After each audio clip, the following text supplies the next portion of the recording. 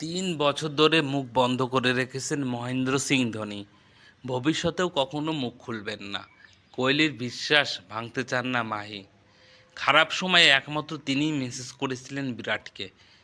তার সঙ্গে কী কথা হয়েছিল কোহলির, সে কথা মনের মধ্যে রেখে দিতে চান ধোনি, ফাঁস করতে চান না তিনি।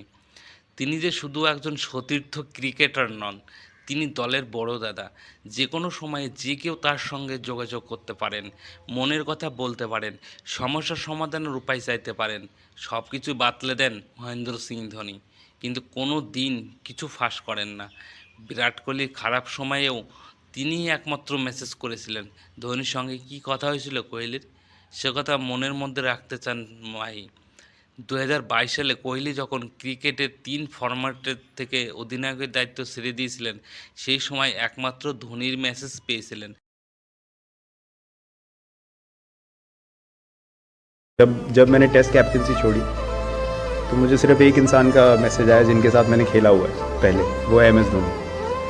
और बहुत लोगों के पास मेरा नंबर है। और ২০২৫ সালে আইপিএলের শুরুর আগে এই বিষয়ে ধোনিকে প্রশ্ন করা হয়েছিল, কী কথা হয়েছিল তাদের মধ্যে।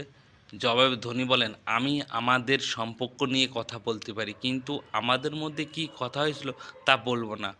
আমি এই রকমই, তার জন্য তো যে কেউ এসে আমার কাছে মনের কথা বলতে পারে।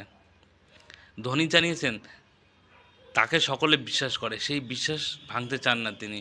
চেন্নাই সুপার কিংসের অনেক ক্রিকেটের কথাই ওরা ভাবে ধোনি ভাইয়ের সঙ্গে সব বিষয়ে কথা বলা যায়, যে কথাই হোক না কেন তৃতীয় কেউ জানতে পারবে না।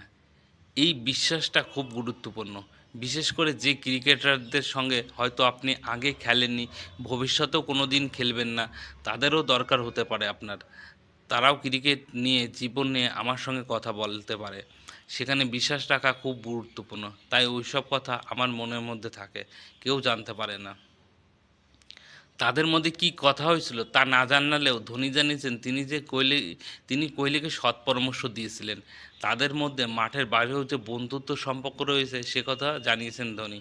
তিনি বলেন, কোহলি শুরু থেকেই দলের জন্য নিজের সেরাটা দেয়।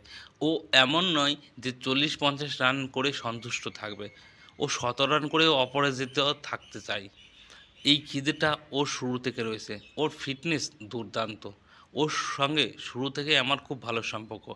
আমরা মাঠের বাইরেও অনেকটা সময় কাটাই। ও জানে যে কোনো বিষয়ে আমার সঙ্গে কথা বলতে পারে। আমি ওকে সৎ পরামর্শই দিই।